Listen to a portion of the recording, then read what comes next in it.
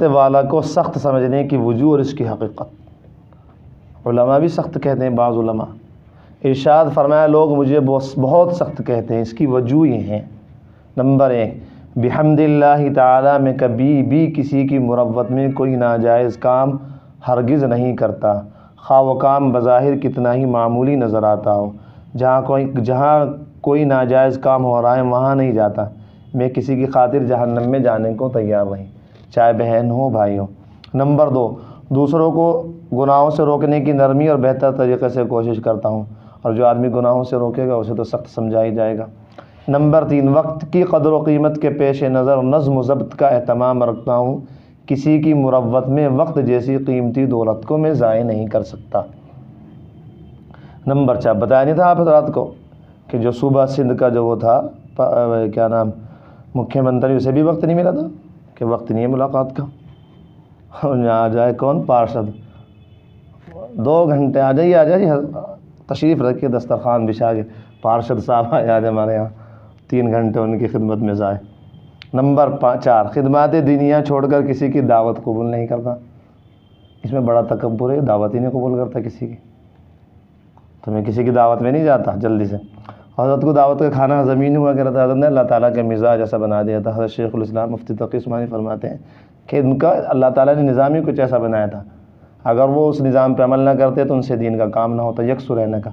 کہیں دعوت میں گئے تو کبھی پیٹ میں درد ہو گیا، کبھی ہضم نہیں ہوا، تو دعوت اس وجہ سے بھی راس نہیں آئی تھی۔ فرمایا خدمات دینیہ چھوڑ کر کسی کی دعوت قبول نہیں کرتا۔ بڑوں کی باتیں اس لیے بتائی جاتی ہیں تاکہ کچھ نہ کچھ ہمیں بھی توفیق ہو جائے۔ ان معمولات کو سخت کہنا غلط ہے، یہ سختی نہیں بلکہ دین پر استقامت اور مضبوطی ہے۔ سختی مذموم ہے، مضبوطی محمود ہے، یہی 2 چیزوں میں فرق ہے۔ سختی ضروری ہے، یعنی سختی تو مذموم ہے، بری ہے، مضبوطی ضروری ہے۔ اب شرعی پردہ ہے، اللہ تعالیٰ نے شرعی پردے کا حکم دیا، ممانی سے پردہ کرو، چچی سے۔ اب جاہل لوگ کیا کہیں گے، تو بہت سخت ہے جی، ارے اللہ تعالیٰ کا حکم ہے۔ جہاں بھی اللہ تعالیٰ کے حکم پہ عمل ہو، اللہ کے رسول کے حکم پہ، وہاں سختی ہو ہی نہیں سکتی، وہ تو مضبوطی ہے۔ سختی مذموم ہے اور مضبوطی بہت اچھی ہے۔ سختی تو جب ہوتی ہے کہ عوام کو راہ راست پر لانے سے مار پیٹ سے کام لیتا ہے، یا کم سے کم ڈانٹ ٹپٹ کرنے کا معمول ہوتا ہے، سب دیکھ رہے ہیں، ایسی کوئی بات نہیں۔ حالانکہ نرمی سے کام نہ چلے تو بقدر استطاعت یہ بھی فرض ہے، ڈانٹ ٹپٹ بھی کی جا سکتی ہے، لیکن یہ ایسے لوگوں کے لیے خاص ہے۔ شاہ وسیع اللہ صاحب الہ آبادی بڑے اللہ والے تھے، صاحب جذب آدمی، عجیب۔ حضرت تھانوی کے اثرات ان میں بھی بہت تھے، صاحب جذب آدمی تھے، بچپن ہی سے اللہ کے خاص بندے تھے۔ تو ایک دفعہ بات کر رہے تھے، حضرت علی میاں ندوی نے لکھا کہ بات اتنی جوش سے کرتے تھے، سمجھ میں نہیں آتی تھی آدھی باتیں، جوش سے بعض دفعہ منہ سے جھاگ نکلنے لگتا تھا، لیکن اتنی زبردست تاثیر، پورا مجمع جاہل سے جاہل پورا مجمع روتا رہتا تھا۔ تو ایک دفعہ سامنے کچھ لوگ بیٹھے تھے، بیڑے میں بھی بیٹھے تھے، حضرت کے مریدین میں شامل ہوں گے، نے پوچھا سمجھ میں آیا کچھ؟ وہ بھی سیدھے ہی تھے بیچاروں نے کہہ دیا نہیں سمجھ میں نہیں آیا، وہیں 2-3 لگا دیے۔ تو ایک مرید اور بیٹھے تھے، انہوں نے سوچا یہ نسخہ اور رکھا ہے، انہوں نے اپنے گاؤں میں جا کے استعمال کیا، تو ان کی وہاں پٹائی ہو گئی۔ تو بھیا نقل کے لیے بھی عقل کی ضرورت ہے، عقل چاہیے نقل کے لیے بھی۔ امتحان میں پرچہ اگر نقل کرنا ہو تو اس کے لیے بھی عقل کی ضرورت ہے۔ لوگ اس مولوی کو برا کہتے ہیں جو دین کی، لوگ اس مولوی کو بہت اچھا کہتے ہیں جو دین کی صرف میٹھی میٹھی باتیں بتایا کرے، گناہوں سے نہ روکے۔ میرا تو ایک دم فون اٹھا لیں گے، ابھی فون کروں، بلکہ خود بھی ان کے ساتھ گناہوں کی محفل میں شریک ہو جائے گا، تو بہت ہی اچھا ہے۔ مفتی صاحب ہمارے یہاں آئے تھے بارات گھر میں، وہ تو بہت ہی اعلیٰ درجے کا مفتی ہے ملنسار۔ اور جو شخص بھی جس وقت بھی آ جائے، دینی کام سب چھوڑ چھاڑ کر اس کے لیے فارغ ہو جائے، ہر بلانے والے کے ساتھ چل دے، تو وہ تو ہے بہت اچھا مولوی۔ اور جسے یوں کہہ دیا بھائی ٹائم نہیں ہے، ابھی آرام کا وقت ہے، بس وہاں سے۔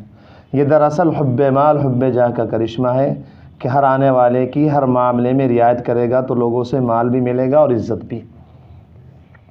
میں تو فضول ملاقاتوں سے بچنے کے لیے صرف حسن تدبیر ہی سے کام لیتا ہوں، مار جھاڑ نہیں کرتا۔ اس کے باوجود لوگ سختی سمجھتے ہیں، حالانکہ اکابر نے حفاظت وقت کی خاطر مار جھاڑ کا بھی حکم فرمایا ہے۔ قطب عالم حضرت گنگوہی کی خدمت میں حضرت حکیم علماء نے عرض کیا، جی خلوت کو چاہتا ہے مگر یعنی تنہائی کو، مگر لوگوں کی شکایت دل شکنی کا خوف ہے، لوگ کیا کہیں گے، ملتا ہی نہیں۔ حضرت گنگوہی نے ارشاد فرمایا، اپنی مصلحت دیکھو، لوگوں کی پرواہ مت کرو، سب کو جھاڑو بھی مارو۔ بروز قیامت جب جہنم پر کھڑے ہوں گے تو پتہ چلے گا دوست کون تھا اور دشمن کون۔ میں لوگوں کو جہنم سے بچانے کی جس قدر کوشش کر رہا ہوں لوگ اسے سختی سمجھتے ہیں، حالانکہ میں جب بھی اصلاح منکرات سے متعلق اپنی کوشش کا حساب کرتا ہوں تو اپنے کو ادائے فرض میں قصوروار پاتا ہوں۔ حضرت فرما رہے اتنی سختی کے باوجود میں سوچتا ہوں میں صحیح تبلیغ جیسی کرنی چاہیے تھے، نکیر وہ کر نہیں رہا، اس پر استغفار کرتا ہوں، اس کے باوجود لوگوں کا سخت کہنا کس قدر ظلم ہے۔ مجھے سخت کہنے سے ان کا مطلب بس یہ ہے کہ مجھے اپنے ساتھ جہنم میں لے جانے کے لیے کھینچتے ہیں۔ میں جہنم میں جانے کو تیار نہیں ہوں، میں تمہاری شادی میں کیوں شرکت کروں، میں تمہاری باراتوں میں کیوں جاؤں، میں تمہارے مڈوں میں کیوں جاؤں، تمہارا مقصد یہی ہے بس میں بھی جہنم میں چلا جاؤں۔ مجھے سخت کہنے سے ان کا مطلب بس یہ ہے کہ مجھے اپنے ساتھ جہنم میں لے جانا چاہتے ہیں۔ میں تیار نہیں ہوں بھائی، میں بہت کمزور ہوں، جہنم سے بہت ڈرتا ہوں، اللہ کے عذاب کے سامنے بہت ہی بزدل ہوں۔ جہنم پر جرأت اور بہادری انہی کو مبارک ہو، میں سختی کے طعنے سے ڈر کر جہنم میں جانا ہرگز قبول نہیں کر سکتا۔ حضرت علاء بن زیاد رحمۃ اللہ علیہ مشہور تابعی، ان کے بارے میں امام بخاری رحمہ اللہ فرماتے ہیں، امام بخاری آپ لوگوں کو جہنم سے بہت ڈراتے تھے۔ کسی نے آپ سے کہا آپ لوگوں کو اللہ تعالیٰ کی رحمت سے نا امید کیوں کرتے ہیں؟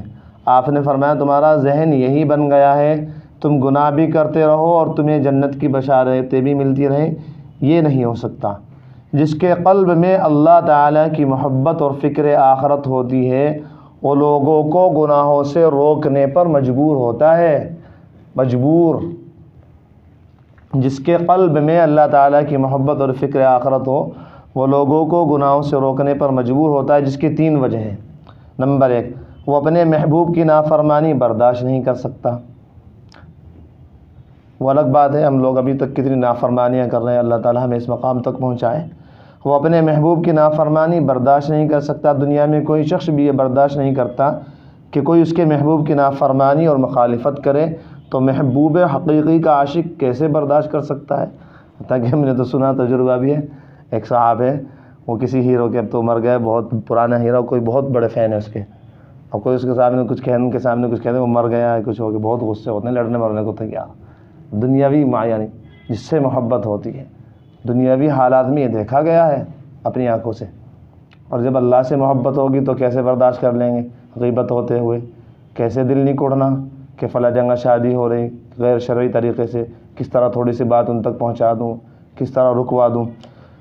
نمبر 2، جس کو اللہ تعالیٰ سے محبت ہوتی ہے اسے اللہ تعالیٰ کی ہر مخلوق سے محبت ہوتی ہے، اس لیے وہ لوگوں کو جہنم سے بچانے پر مجبور ہوتا ہے۔ اللہ کے بندوں کے ساتھ محبت کا تعلق اسے خاموش نہیں بیٹھنے دیتا۔ نمبر 2، دوسروں کو گناہوں سے روکنا اور جہنم سے بچانا فرض ہے، اس فرض کا ترک بھی محبوب حقیقی کی نافرمانی میں داخل ہے اور جہنم میں لے جانے والا ہے۔ یہ شخص اپنے محبوب کی نافرمانی اور ناراضی برداشت نہیں کر سکتا اور فکر آخرت کی وجہ سے جہنم سے ڈرتا ہے۔ حضرت نے ایک واقعہ سنا ہے، لطیفہ یاد آ گیا اس وجہ، تفسیر کا تو ذرا باول اللہ کو یہاں تھوڑے بہت لطیفے ہو جاتے ہیں۔ صبح ہی سن رہا تھا میں، 2 پہلوان لڑ رہے تھے آپس میں، تو ایک تیسرا شخص گھڑی یہ کہہ رہا مار اس کے جبڑے پہ، مار اس کے جبڑے پہ، دونوں کو یہ کہہ رہا ایک دوسرے کو مار اس کے جبڑے پہ۔ تو چوتھے صاحب نے پوچھا آپ کیا ماہر ہیں پہلوانی میں جو یہ رائے دے رہے ہیں؟ کہ نہیں اصل میں بات یہ ہے میری جبڑے کی دکان ہے اور قریبی ہے، جب ان میں سے کسی کا جبڑا ٹوٹے گا تو میرے پاس آئیں گے بنوانے، تو چلے کہہ رہا مار اس کے جبڑے پہ۔ اللہ ان تینوں وجوہ کو ادنا سے ادنا عقل رکھنے والا شخص بھی بخوبی سمجھ سکتا ہے۔